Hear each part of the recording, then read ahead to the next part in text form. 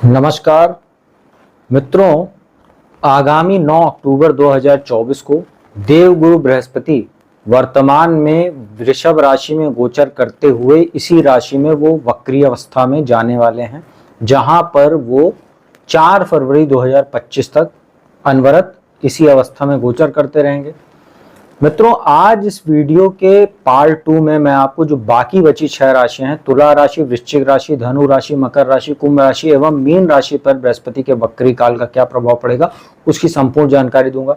मित्रों, अगर आपकी मेष राशि से और कन्या राशि के बीच में अगर राशि है और आपने वो वीडियो नहीं देखी है तो आप मेरे वीडियो सेक्शन में जाकर वो वीडियो देख सकते हैं। साथ ही बृहस्पति के वक्री काल से संबंधित जितनी भी महत्वपूर्ण जानकारी थी मैंने उस वीडियो के पार्ट 1 में दी हुई है, तो उसको आज पुनः दोहराकर इस वीडियो में समय व्यर्थ नहीं करेंगे।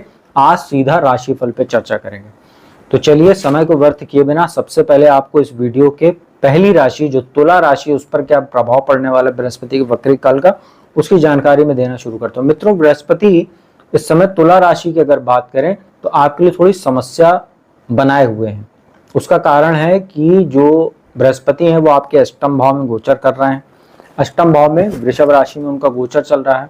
मित्रों, अष्टम भाव जो होता है ये आध्यात्म का भी घर होता है, रिसर्च का घर होता है, आयु मृत्यु का भाव होता है, जीवन में होने वाली अचानक घटनाओं का, साथ ही यहाँ से गड़े धन का भी विचार करते हैं। गड़ा धन तो आजकल बहुत मुश्किल है, लेकिन जैसे अचानक जीवन में कोई संपत्ति या प्रॉपर्टी या कोई धन का मिलना, उसको गड़ा धन संबंधित मानते हैं। अचानक धन की प्राप्ति का घर है ये। मित्रों, बृहस्पति यहाँ बैठे हुए हैं तो कहीं ना कहीं आपके आध्यात्म में या जैसे ज्योतिष वगैरह की किसी को रुचि है या तंत्र मंत्र गुप्त विद्या, इन सब चीजों में अगर किसी की रुचि है उसके लिए तो बृहस्पति बहुत अच्छे हैं यहाँ पर। परंतु स्वास्थ्य के लिए अच्छे नहीं है आपके। कहीं ना कहीं पाचन में, लीवर में कुछ समस्या आपको दे रहे होंगे या आप महसूस कर रहे होंगे। परंतु जब यहाँ वो वक्री हो जाएंगे तो आपको सप्तम भाव का भी फल देने लगेंगे। तो यहाँ से क्या होगा कि आप देखेंगे जो समस्याएं हैं वो तो बनी रहेंगी, उसमें कोई दो राय नहीं, वो अपना फल देते रहेंगे। परंतु जो कुछ पेंडिंग काम आपके थे, जैसे अगर कोई बिजनेस में कोई आपका कोई डील फंसी हुई थी काफी समय से, वो आप देखेंगे अचानक आपको उसमें कुछ प्रोग्रेस देखने को मिलेगी। वैवाहिक जीवन में कुछ समस्या आ रही थी वो धीरे धीरे ठीक होने लगेगी। पति पत्नी का स्वास्थ्य पहले से बेहतर होने लगेगा, आपसी सामंजस्य बेहतर होने लगेगा। बिजनेस में आपको कुछ अपॉर्चुनिटीज मिल सकती है, नई मान सम्मान आपका बढ़ने लगेगा, लाभ के अच्छे अवसर आपको मिलेंगे। साथ ही कहीं ना कहीं आपके आत्मविश्वास में देखेंगे पिछले दिनों जो कुछ समस्या आ रही थी उसमें अचानक कुछ बढ़ोतरी देखने को मिलेगी। तो जो तुला राशि के जातक हैं, आपके लिए ये गोचर कुछ मायने में तो बहुत अच्छा रहने वाला है, इसमें कोई भी दो राय नहीं है। तो अगर तुला राशि के लिए कहा जाए तो ये गोचर पहले की अपेक्षा जो अभी वर्तमान में जो गोचर चल रहा है, खासतौर पर 4 फरवरी के बाद से स्थितियां फिर से वैसी हो सकती हैं समस्यादायक। अभी ये बीच का जो समय काफी राहत भरा आपके लिए रहेगा। मित्रों, इस वीडियो की दूसरी राशि वृश्चिक की बात करते हैं। आपके लिए बृहस्पति का गोचर सप्तम भाव में चल रहा है। देखिए, सप्तम भाव में बृहस्पति बैठे हुए हैं, ये वैवाहिक जीवन के लिए ठीक नहीं है। अकेले गोचर इनका जो चल रहा है और किसी ग्रह की दृष्टि नहीं इनके ऊपर, तो कहीं ना कहीं वैवाहिक जीवन में कुछ समस्या जरूर पैदा करते हैं। अविवाहित लोगों के रिश्ते तय होने में कहीं ना कहीं कुछ बाधा भी उत्पन्न कर रहे हैं। अब जब वक्री होंगे यहाँ पर वो, तो आपको ये ध्यान रखना है कि जब वक्री हो जाएंगे तो भी कोई बहुत बेहतर परिणाम आपको नहीं मिल रहा है। छठे का फल देने लगेंगे ये, तो स्वास्थ्य आपका प्रभावित होगा, पाचन आपका प्रभावित हो सकता है, डाइजेशन रिलेटेड आपको प्रॉब्लम आने लगेगी, खर्च में बढ़ोतरी होगी। खर्च आपका कहाँ जाएगा? खर्च आपका जाएगा स्वास्थ्य संबंधी चीजों पर। द्वादश पे दृष्टि रहेगी तो हो सकता है कुछ वक्री काल के हिसाब से अगर देखा जाए तो कुछ कोर्ट कचहरी जुड़े मामलों में, शत्रुओं को शांत करने में, इन सब चीजों पर आपका ध्यान व्यर्थ हो सकता है। और साथ में देखा जाए तो आपका धन, संचित धन में कमी भी करा सकते हैं। हो सकता है आप दिखावे पर ज्यादा खर्चा करें, बेवजह के टूर्स एंड ट्रेवल्स, टूर्स वगैरह आपके हो सकते हैं। हो सकता हो, अगर हो सके तो बेफिजूल के टूर्स एंड ट्रैवल से बचना चाहिए आपको। तो आपके लिए ये गोचर अच्छा है। वैसे भी आपको अतिरिक्त सतर्कता बरतनी चाहिए। आपके ऊपर शनि की ढैया चल रही है तो ये ध्यान आप रखिएगा। और शनि की छठे भाव पर दृष्टि है, जब वक्री होंगे तो कहीं ना कहीं छठे का भी फल देंगे बृहस्पति, आप ध्यान रखिएगा। तो ओवरऑल अगर वृश्चिक राशि की बात करें तो बहुत अच्छा गोचर आपके लिए ये नहीं है। मित्रों, आप बात करते हैं बृहस्पति की ही राशि धनु की। मित्रों, धनु राशि के लिए जो बृहस्पति हैं वो चतुर्थ भाव और लग्नेश होते हैं, मतलब प्रथम भाव और चतुर्थ भाव के स्वामी होते हैं। गोचर उनका चल रहा है छठे भाव में। छठे भाव में बृहस्पति बैठते हैं, ये कंपटीशन के लिए अच्छा है, प्रतियोगी परीक्षाओं की तैयारी करने वाले लोगों के लिए अच्छा है, काम के लिए भी अच्छे होते हैं, कार्यस्थल पर आपके लिए अच्छी अपॉर्चुनिटीज बनाते हैं, अगर कोई समस्या है उसको दूर करते हैं। परंतु लग्नेश का छठे भाव में जाना स्वास्थ्य संबंधी चीजों को बढ़ाता है, मानसिक चिंताओं को बढ़ाता है, माता के स्वास्थ्य को भी प्रभावित करता है क्योंकि चतुर्थेश होते हैं और रोग भाव में।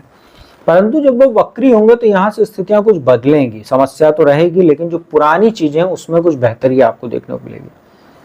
जैसे संतान के कैरियर में तरक्की देखने को मिलेगी, लाभ में वृद्धि होगी, शेयर मार्केट आदि से आपको प्रॉफिट हो सकता है, मान सम्मान बढ़ सकता है। जो लोग शिक्षा के क्षेत्र से जुड़े हुए हैं, लॉ की फील्ड से जुड़े हुए हैं, धर्म कर्म के क्षेत्र से जुड़े हुए हैं, उनके लिए फायदा हो सकता है।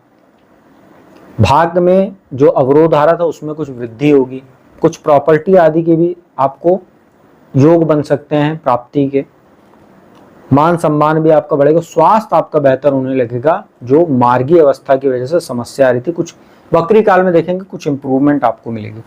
तो धनु राशि वालों के लिए ये स्थितियां पहले से बेहतर होने जा रही हैं। मकर राशि की बात करते हैं। मकर राशि वालों के लिए पंचम भाव में गोचर चल रहा है, द्वादश भाव के स्वामी तीसरे भाव के स्वामी होकर पंचम भाव में। मित्रों, पंचम भाव में बृहस्पति अकेले बैठे हुए हैं। कारक तो होते हैं, शिक्षा का भाव है, संतान का भाव है, शिक्षा के संतान के कारक ग्रह होते हैं, परंतु बृहस्पति का जो काम होता है वो स्थान हानि करना होता है।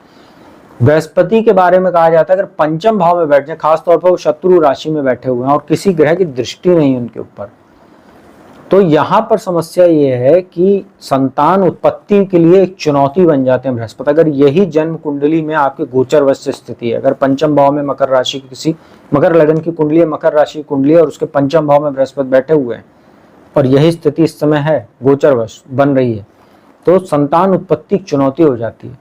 परंतु जब वक्री होंगे तो क्या अच्छा होगा आपके लिए, यहाँ से वो आपको फोर्थ हाउस का भी कहीं ना कहीं कुछ फल देंगे। तो कुछ भौतिक सुख साधन में वृद्धि, मानसिक तनाव कुछ आपका घटेगा, कार्यस्थल पर अच्छे अवसर आपके लिए बन सकते हैं, और कोर्ट कचहरी से जुड़ा हुआ कोई मामला था, लीगल कॉम्प्लिकेशन था, उसमें आपको कुछ फायदा हो सकता है। और दुर्घटना आदि के योग या कुछ स्वास्थ्य संबंधी समस्या थी, लीवर में कुछ प्रॉब्लम थी, डाइजेशन प्रॉब्लम थी, उसमें आपको ये राहत देंगे। साथ ही आध्यात्म के क्षेत्र से जुड़े हुए लोग, धर्म कर्म के क्षेत्र से जुड़े हुए लोग, कोई प्रवचन वगैरह ज्योतिष का काम करता है, उनके लिए बृहस्पति फायदा कर सकता है। और कोई भी काम आप कीजिएगा तो रिसर्च के साथ कीजिएगा इस वक्री काल में, तो आपके लिए फायदा रहेगा, क्योंकि आपके ऊपर 7.5 का अंतिम चरण चल रहा है, तो इसका आप जरूर ध्यान रखिएगा। शनि की दूसरे भाव में बैठ के नीच दृष्टि चतुर्थ भाव पर ही है, तो बृहस्पति का वक्री काल जो शनि की वजह से जो समस्या आ रही थी उसमें कुछ राहत आपको जरूर देगा।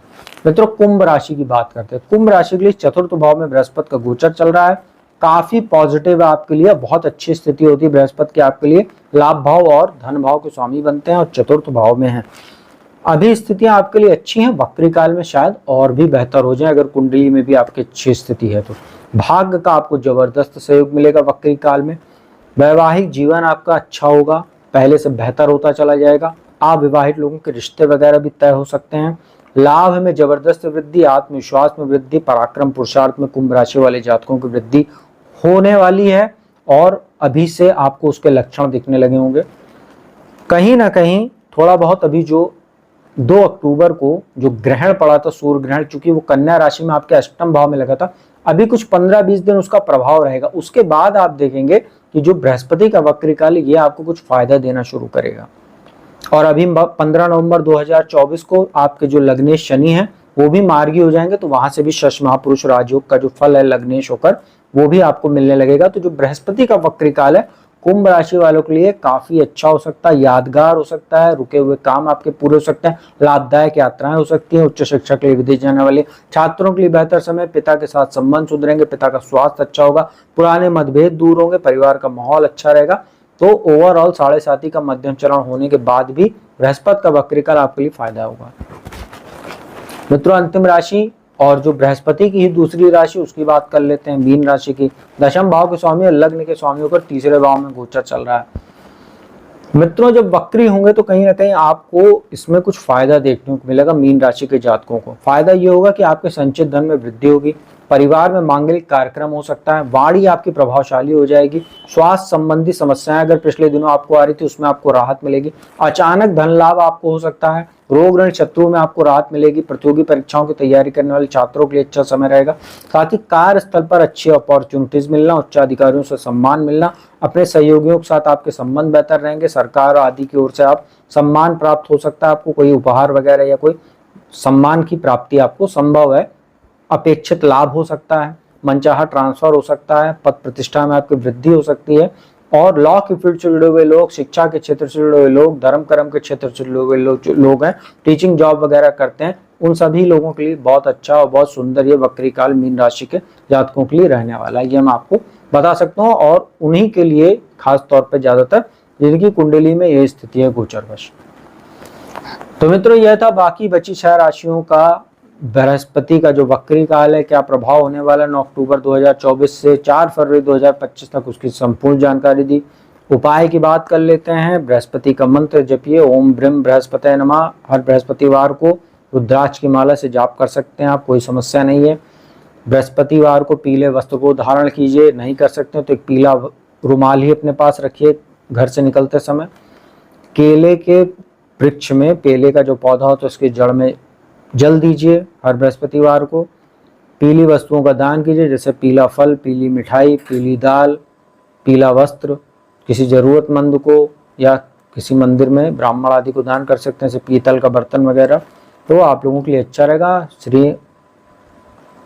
श्री विष्णु जी की जितनी पूजा उपासना कर सकते हैं कीजिए, विष्णु सहस्त्र नाम का पाठ कीजिए, ओम नमो भगवते वासुदेवाय इस मंत्र का जाप भी कर सकते हैं आप, तो उत्तम रहेगा आपके लिए।